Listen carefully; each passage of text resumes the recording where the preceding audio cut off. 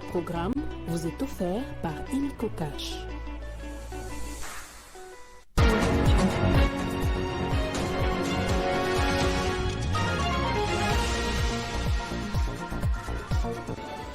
Comme preuve, l'espace 50 a célébré avec faste ses 14 ans d'existence et 14 ans de révolution médiatique.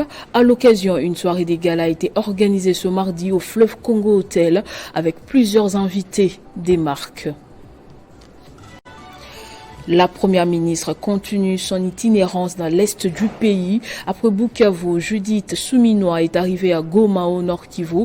Objectif, réconforter les populations victimes des conflits armés qui sévissent dans cette région depuis de nombreuses années.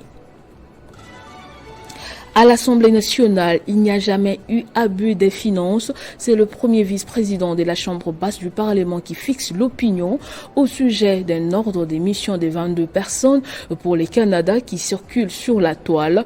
Il s'agit plutôt de 3 missions fusionnées.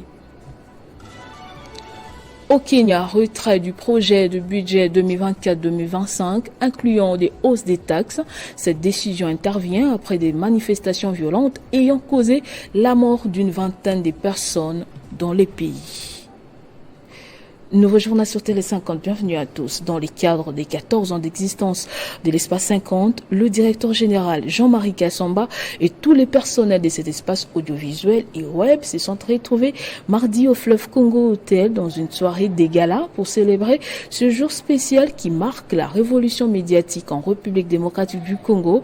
Plusieurs invités des marques y ont également pris part. Revivez ce moment festif dans ce reportage de Nathan Diamoité. C'était une soirée des galas hautement en couleur qui a réuni plusieurs personnalités politiques et culturelles ainsi que des invités de marque qui ont rehaussé de leur présence à cette cérémonie festive marquant le 14 ans des Télé 50. L'événement a suscité une mobilisation remarquable attirant d'éminentes personnalités issues des divers horizons qui ont répondu à l'appel du patron de l'espace 50, Jean-Marie Kassamba, qui lors de cet événement a fait une entrée solennelle sur un tapis rouge avec des applaudissements des invités qui reconnaissent le travail acharné de l'icône médiatique. Mesdames et messieurs, applaudissez très fort. Nous sommes en Afrique, le cri des joies naissant. Dans les discours prononcés à cette occasion, l'initiateur et directeur général de Télé 50, Jean-Marie Kassamba, a tout d'abord remercié tous ses invités présents avant de manifester sa reconnaissance auprès de personnes loyales qui ont suivi attentivement ses orientations durant les 10 dernières années pour faire de Télé 50 une référence de médias en RDC. Il a donc remis à chacun un diplôme des mérites. 14 ans, c'est beaucoup, c'est suffisant pour être content du parcours. Ce soir, je suis un homme heureux parmi le mien, parmi la corporation, les personnalités, beaucoup de témoignages. Je remercie tout le monde de la présence immense ce soir. Un mardi, ici à Kinshasa. Ça démontre que cette chaîne fait du bon travail, ça montre que l'équipe travaille, ça montre qu'on ne peut pas aujourd'hui ignorer la présence de Télé 50 dans notre paysage national, panafricain, international. Merci à tout le monde, beaucoup de responsabilité, de courage à l'équipe qui doit continuer à faire ce travail avec beaucoup de courage. Pour certains invités, le professionnalisme efficient des Télé 50 a permis à ces médias d'avoir une notoriété internationale après avoir suivi attentivement les réalisations de ces grands médias dans une projection. Il a réussi à moderniser, perfectionner l'audiovisuel en République démocratique du Congo. C'est la première chaîne qui a montré les belles images, les belles choses qu'on a l'habitude de voir sur les télés internationales. J'encourage Jean-Marie, je le félicite, je l'invite à garder l'élan et à continuer parce qu'aujourd'hui, il faut le dire, Télé 50 sert de modèle pour les autres chaînes.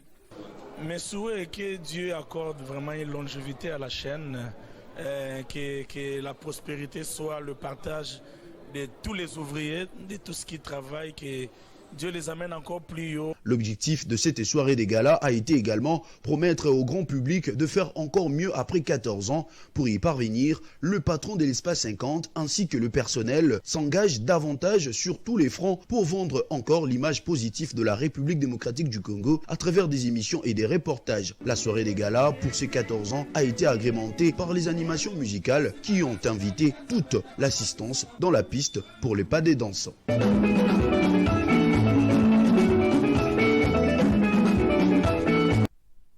Après Bukavu, la première ministre Judith Suminwa s'est rendue ce mercredi à Goma, au Nord Kivu. Cette visite a pour objectif de réconforter les populations victimes des conflits armés qui sévissent dans cette partie du pays depuis de nombreuses années. Ces déplacements marquent son premier voyage officiel dans cette région depuis sa prise de fonctions en tant que chef du gouvernement. C'est à 15h locales que la première ministre est arrivée ici à Goma. Deuxième étape de sa tournée dans les Grands Kivu, Judith Suminwa Tuluka est au chef-lieu du Nord Kivu pour apporter des réconforts et l'assurance à cette population qui a souffert des affres de guerre, comme elle l'a dit elle-même à sa descente d'avion. Pour moi, c'était important de commencer mes premières missions à l'est du pays. C'est vrai que, comme je l'ai dit à Bukavu, nous avons des problèmes dans toutes les provinces de la République, mais que ce soit le Sud Kivu et encore le Nord Kivu, les provinces qui subissent les affres de la guerre depuis plus de pratiquement 30 ans. Cette province, comme vous l'avez dit, meurtrie, il était important de commencer par ici. Ce n'est pas ma première fois, mais c'est ma première fois en tant que Premier ministre. Et pour moi, je me devais de commencer par ici.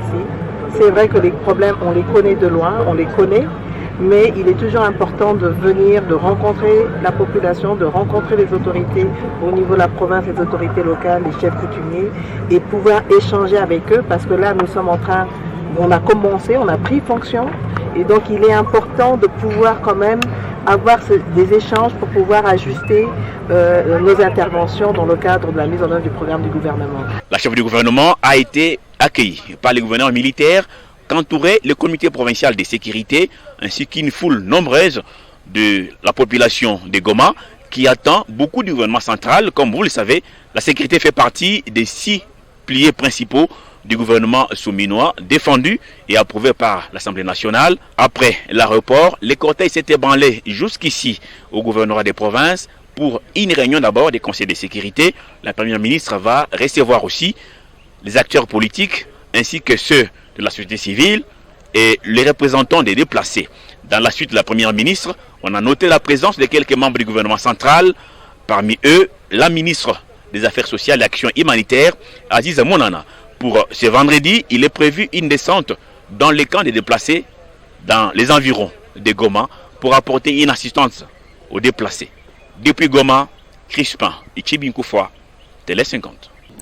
Toujours à Goma, 66 personnes ont été interpellées dans la ville. Parmi elles, 6 sujets rwandais en séjour irrégulier, 16 bandits des grands chemins et 3 militaires en mission de service, mais avec un ordre de mission falsifié. Ils ont été arrêtés dans la nuit de ce mercredi dans différents quartiers de Goma et présentés au maire de cette ville. Ces personnes interpellées ont été arrêtés au cours d'une opération dite Safisha Mujiwa Goma, lancée pour lutter contre la criminalité dans la ville de Goma. Ils ont été présentés au maire de la ville par la 34e région militaire. Le bilan se présente comme suit. Au total, 66 personnes interpellées, dont 6 Rwandaises, 16 cambrioleurs et criminels confondus, recherchés et repris de la justice. 17 filles pites, dont 7 mineurs, toutes retrouvées chez M. Philémon, vers qui il jouait, et d'autres chez Maman Chantal et chez Maman Archange. 24 autres personnes sans identité. 3 militaires du 113e régiment avec ordre de mission falsifié. Le maire de Goma, le commissaire supérieur principal, Kapend Kaman Faustin, a demandé à la justice de s'occuper de ces inciviques. Du parquet général de la ville de Goma, j'ai l'honneur de mettre à votre dépôt les inciviques civils, y compris les délinquants repris de justice, sans oublier les Rwandaises qui sont en situation d'irrégularité. Que la justice soit rendue fermement.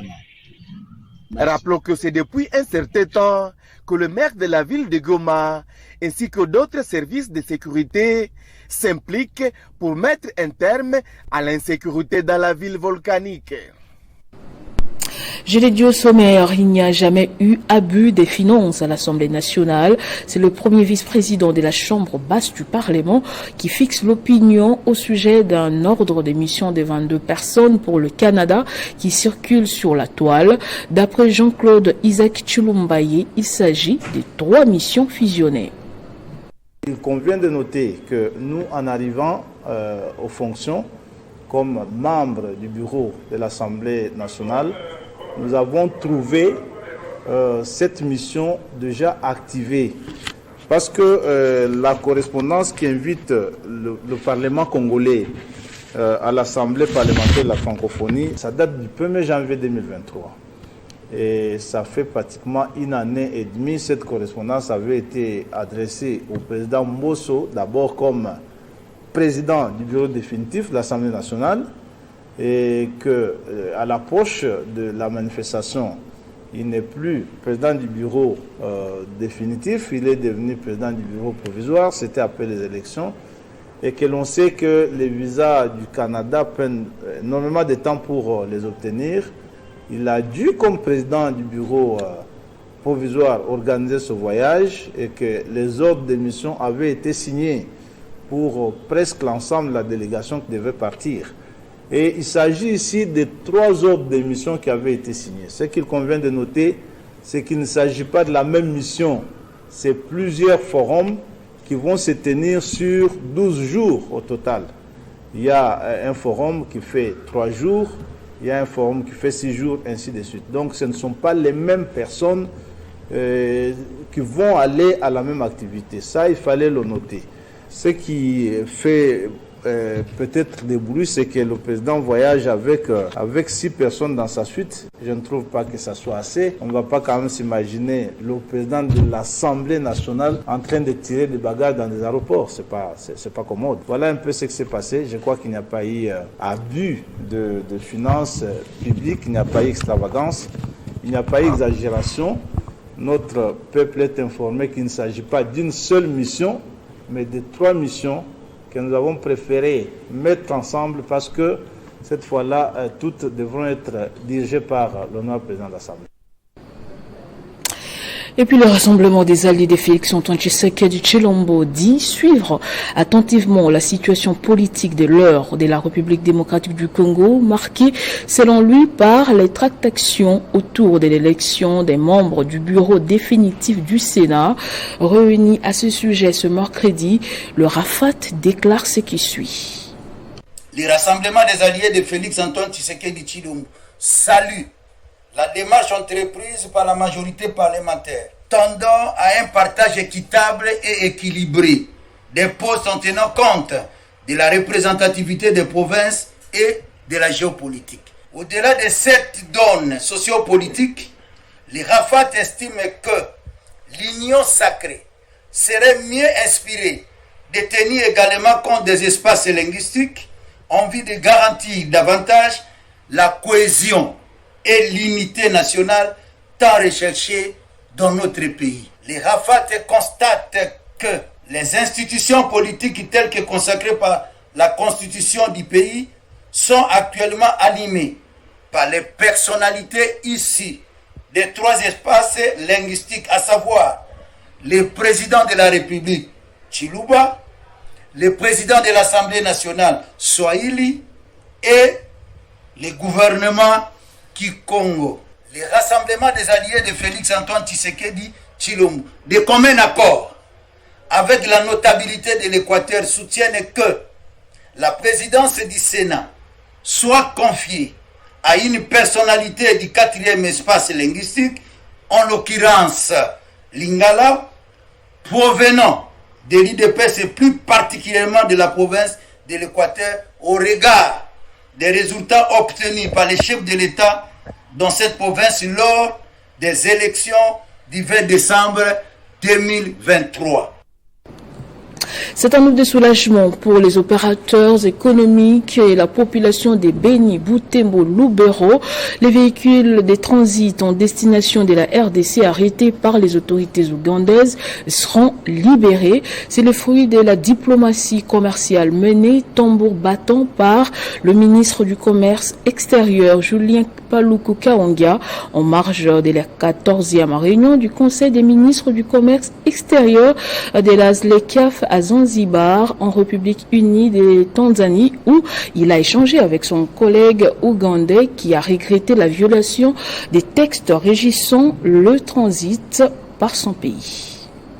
Nous avons été alertés depuis Kasindi qu'il y avait des véhicules du côté ougandais qui étaient arrêtés au point qu'on coupait même les plombs pour décharger la marchandise dans les marchés de Pondwe au motif que c'était des poissons qui ne devaient pas aller en RDC en violation des règles internationales sur le transit. Nous avons rencontré le ministre Francis Mwebesa, qui est le ministre ougandais du commerce, de l'industrie et des coopératives, avec qui nous avons échangé effectivement sur cette violation grave du commerce international lorsqu'on a vu des autorités ougandaises en train presque de décapoter les véhicules qui étaient à transit à bord desquels il y avait des cargaisons de poissons. Et donc avec lui, nous nous sommes convenus que très rapidement cette question devait trouver des solutions et il a pris l'engagement de devoir mettre fin à ces violations flagrantes des règles du commerce international pour libérer tous les véhicules des Congolais parce que c'est des véhicules sous transit. Ce n'étaient pas des véhicules qui venaient de l'Ouganda, c'est des véhicules qui venaient de notre pays, qui transitaient par l'Ouganda pour chuter vers la République démocratique du Congo. Et donc avec lui et son équipe, y compris mon équipe, nous nous sommes attendus sur un calendrier qui va permettre que nous puissions assister solennellement à cette sortie des véhicules de l'Ouganda vers la RDC en respect des règles qui régissent la ZLECAf, qui est notre zone de libre-échange continentale, et les règles qui régissent l'EAC, qui est l'East African Community, qui ne permet pas qu'on puisse stopper ce genre de véhicules qui sont en transit. Donc c'est un sentiment de satisfaction que nous avons de notre côté, du côté congolais, et nous appelons et les opérateurs économiques et les douaniers de devoir respecter les règles qui régissent les marchandises en transit. C'est fait, la SOCOF, Société Congolaise des Fibres Optiques, va travailler aux côtés de l'APCSC, Agence de pilotage, de coordination et de suivi des conventions de collaboration signées entre la RDC et les partenaires privés.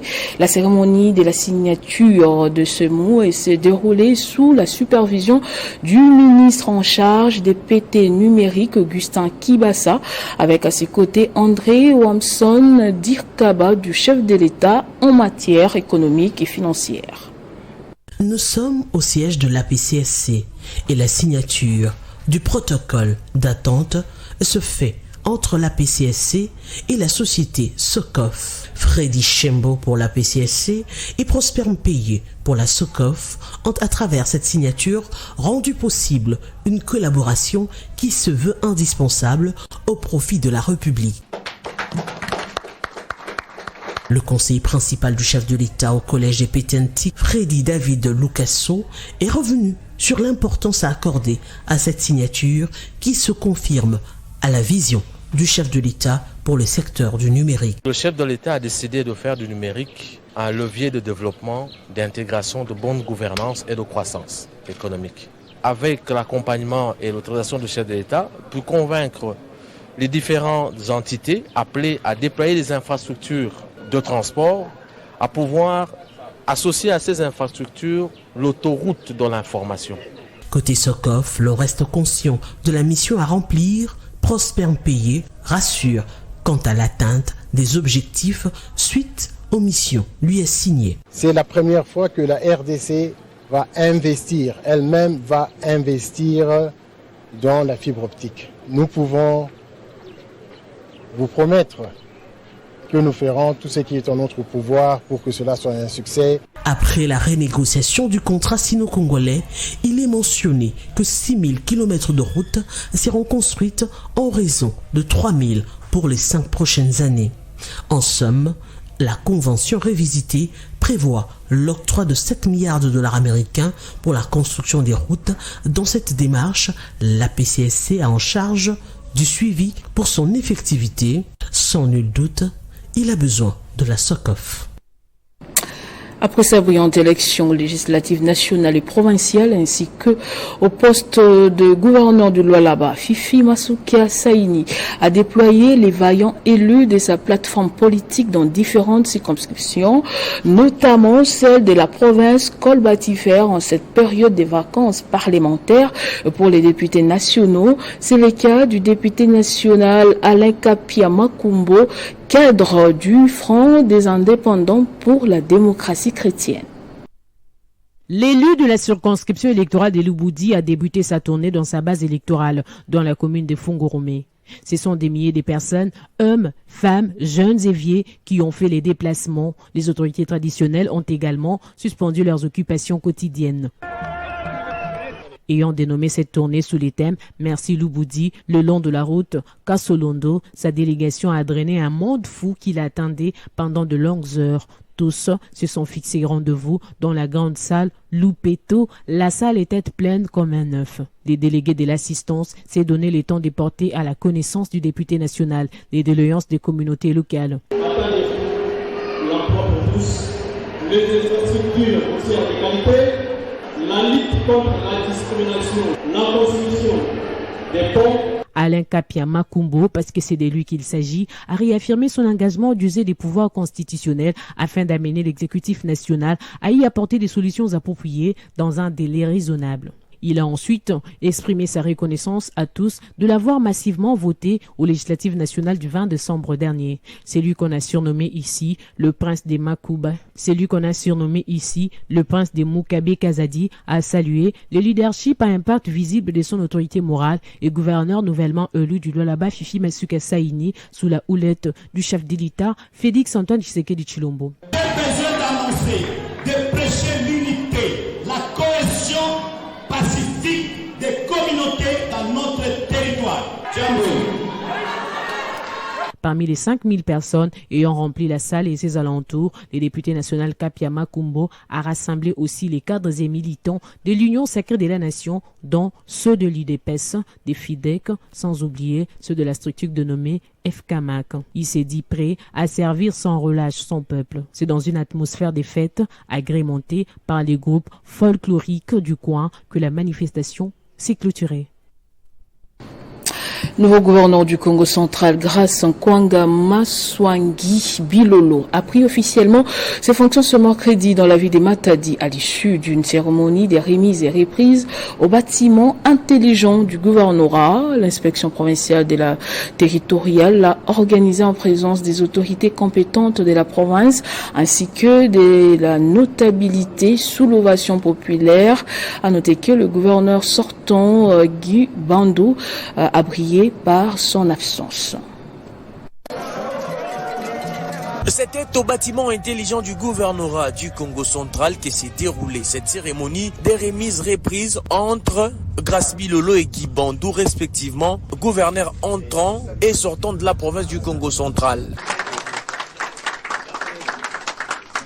Guy Bandou, ancien gouverneur, qui a brillé par son absence mais représenté pour la circonstance. C'était dans un climat électrique rempli des chants et des danses des militants venus de tous bords pour saluer cette passation des pouvoirs. En présence des autorités provinciales et de la notabilité du Congo central, Grace Bilolo a pris officiellement les bâtons du commandement de cette province et devient le 35e gouverneur du Congo central. Celui-ci place son mandat sous le vœu de la cohésion provinciale. Le président de l'Assemblée provinciale du Congo central, Papi Matezolo, a pris part le vendredi dernier à la cérémonie des remises d'un bâtiment administratif à la Direction générale des douanes et accises, Direction provinciale du Congo central, dont du port ultramoderne Matadi Gateway Terminal MGT. C'était également en présence des principaux actionnaires du dit port. Ce sont les performances jamais atteintes réalisées par la DGDA en termes de recettes, mais aussi l'augmentation du volume des opérations portuaires du port ultramoderne Matadi Gateway, terminal MGT, 8 ans seulement après la création qui justifie la construction de cet immeuble de 2 étages complètement équipé en mobilier de bureau. La remise officielle du nouveau bâtiment responsable de la DGDA s'effectue à travers la coupure du ruban symbolique par les vice-présidents du groupe ICTSI, Christian Martin Gonzalez, et les PDG du groupe Ledia, Jean Lengo Dindinga, tous deux principaux actionnaires du groupe. La visite guidée qui s'ensuit permet aux actionnaires, aux partenaires, aux clients des MGT et à Papi Matezolo, président de l'Assemblée provinciale du Congo central, d'apprécier l'ouvrage à sa juste valeur. Nous sommes convaincus que cette dotation fera plaisir à l'ensemble du personnel de la DGDA MGT, qui verront leurs conditions de travail améliorées, et pensons que ce geste renforcera davantage les liens de collaboration qui ont toujours existé entre nos deux structures. Aux agents et aux cadres de la DGA ici présents qui utiliseront ce bâtiment, nous les invitons à l'occuper en bon père de famille. Quant au représentant du directeur provincial de la DGDA, il promet de garder les caps. Nous allons travailler main en main pour renflouer les caisses du trésor en appliquant les principes, la maximisation accrue des recettes du trésor. Que MGT est maintenant le premier bureau de la République. Nous voulons qu'il garde cette tendance pour de bon. Le président de l'Assemblée provinciale, Papi Matezolo, salue l'initiative. Aujourd'hui, avoir déjà un bâtiment pour permettre à la DGDA de bien travailler nous permet déjà d'avoir un espoir parce que plus vous recevez, plus les recettes vont augmenter, plus les gens auront de l'emploi. Tout juste après, le vice-président du groupe ICTSI et l'actionnaire congolais Jean Lengo visitent les chantiers de la route nationale numéro 14 dont les travaux de bétonnage financés par MGT touchent déjà à sa fin. Cet axe routier qui part de MGT jusqu'au rond-point Kikanda servira au désengorgement de la ville frappée actuellement par des embouteillages monstres. Signature ce mercredi à la station-service Kobil Molende à Kinshasa d'un protocole d'accord entre Kobil SA et l'entreprise EAG sur le projet portant remplacement de l'énergie des groupes électrogènes ou de la SNEL par l'énergie des panneaux solaires dans les stations Kobil. Le PCA de Kobil SA, Jean-Thierry Moussenepo, était présent. Une autre signature paraphée ce mercredi, c'est celle d'un contrat de partenariat pour la promotion de l'inclusion financière entre le Fonds pour l'inclusion financière FPM SA et l'IMEF Baoba RDC SA. Objectif, soutenir l'octroi des crédits aux micro, petites et moyennes entreprises. Ces prêts s'élèvent à 5,9 millions de dollars américains pour une durée de 4 ans. C'est un contrat de prêt senior qui a été signé entre le Fonds pour l'inclusion financière FPM SA, représenté par son directeur général Patrick Kongo Mambo, et l'institution de microfinance Baobab RDC SA, représentée par sa directrice générale Sandrine Maindombe.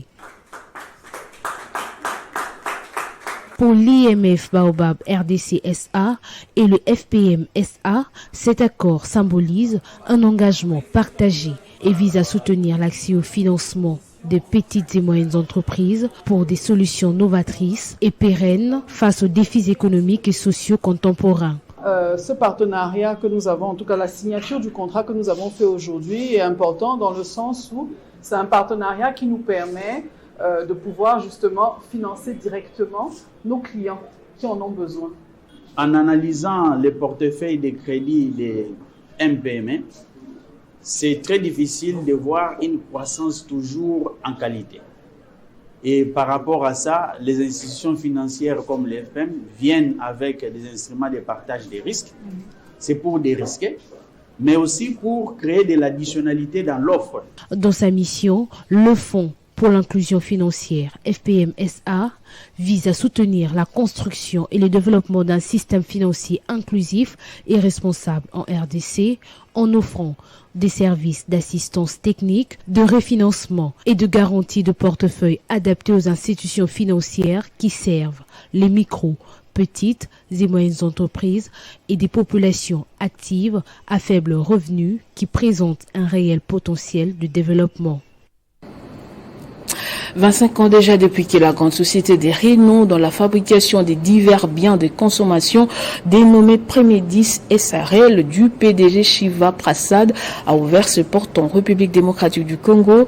En ce mois de juin 2024, cette société fête donc son jubilé d'argent marqué sous les signes des grandes actions sociales apportées aux Congolais avec un travail de qualité fait selon les normes industrielles internationales. Cette société des Renault, mieux réputée dans la conception et fabrication de divers produits de consommation et des premières nécessités bien industrialisés comme la célèbre eau minérale de marque La Vie, la plus consommée en RDC, fête son jubilé d'argent en ce mois de juin 2024 sous les signes des actions sociales et industrielles indélébiles ancrées dans la mémoire des Congolais. Au Nord Kivu, dans le Haut-Katanga, à Kinshasa et dans bien d'autres provinces du pays, les actions sociales de Prémédis SARL ont été significatives durant toutes ces 25 années qu'elle fait ses activités en RDC.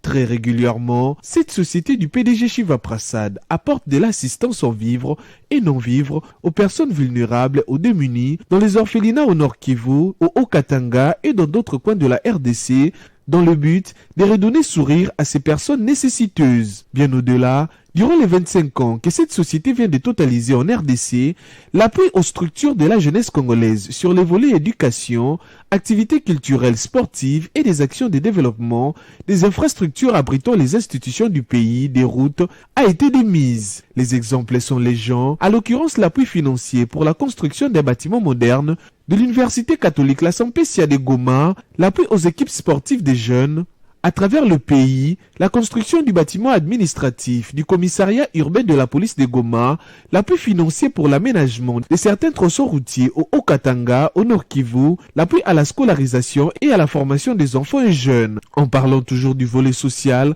Prémédis SARL est cette société qui, durant 25 ans en RDC, a contribué significativement à la diminution du taux de chômage chez les jeunes Congolais. Les milliers de Congolais employés chez Prémédis SARL dans des départements administratifs, techniques, ouvriers, témoignent de travailler dans de meilleures conditions sociales, bénéficiant de nombreux avantages sociaux qui conduisent à l'épanouissement total de leur famille. Ces usines hors pair, répondant aux standards technologiques internationaux avec des machines modernes, dernier cri, fabriquent des produits de consommation de haute qualité qui sont stockés dans les meilleures conditions dans des entrepôts appropriés et vendus à des prix accessibles pour toute catégorie des Congolais. D'après le PDG Shiva Prasad, ces tableaux peints avec succès en marge du jubilé d'argent de la présence de cette société en RDC ne limite pas ses projets d'avenir riches en innovation et avec l'esprit d'élargir la zone géographique de ses actions dans les 4 coins du pays. Direction le Haut-Ouélé en territoire de Ouacha où l'UDPS vient de se doter d'un nouveau siège à Durba. La cérémonie a été présidée par Ibrahim Tchenda, premier vice-président de l'UDPS dans cette province. En sa qualité du premier vice-président de l'Union pour la démocratie et les progrès sociaux dans la province du Haut-Ouélé, M. Ibrahim Tchenda Balunga a présidé la cérémonie de réception du nouveau siège de l'UDPS à Durba dans les territoires de Ouacha.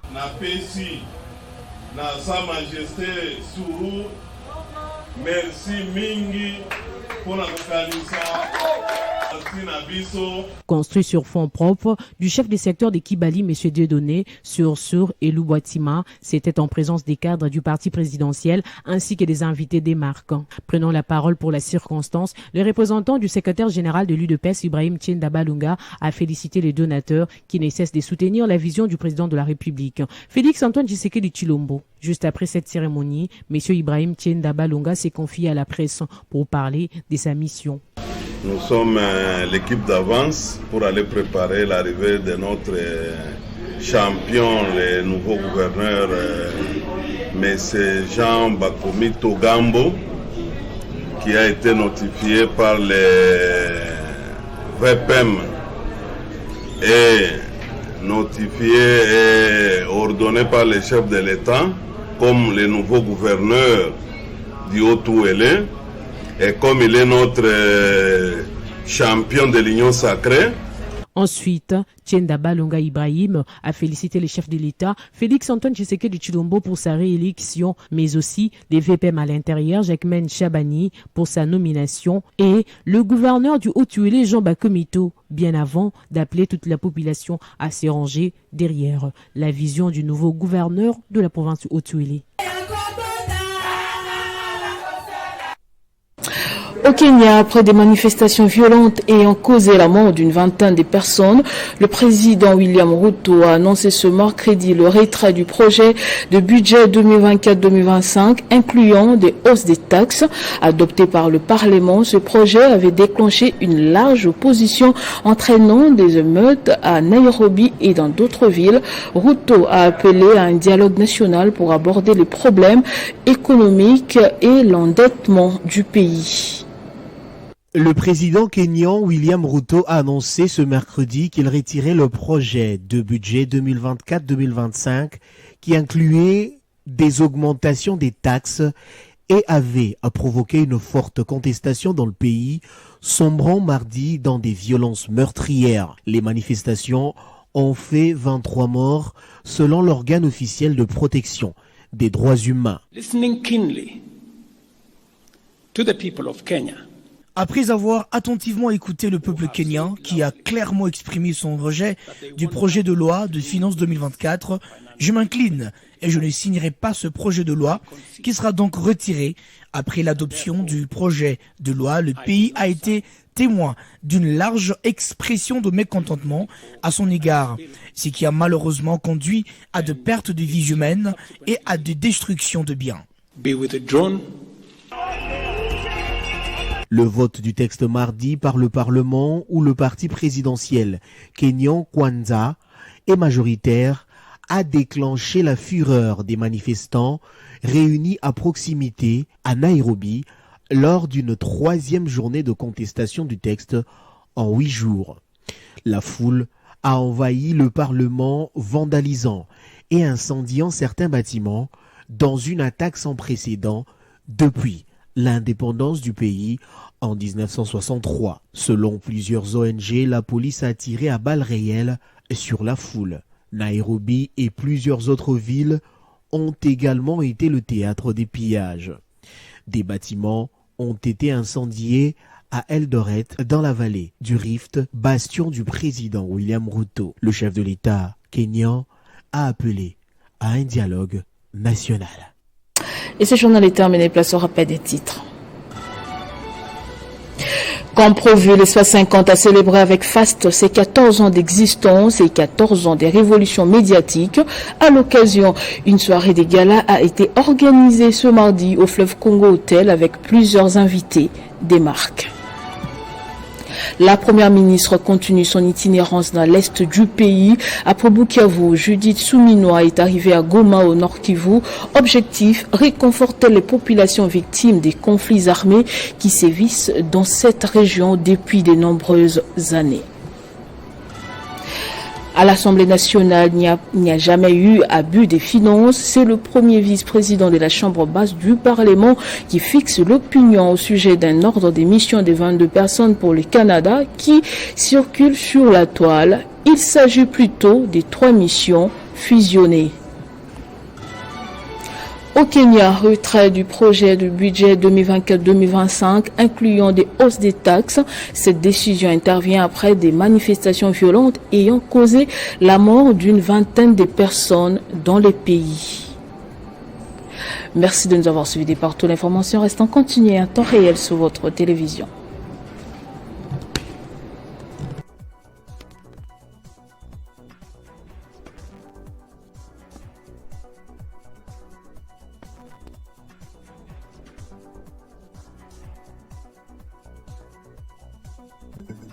Retrouvez toute l'actualité en continu sur www.tele50.cd. Ce programme vous a été offert par Illico Cash.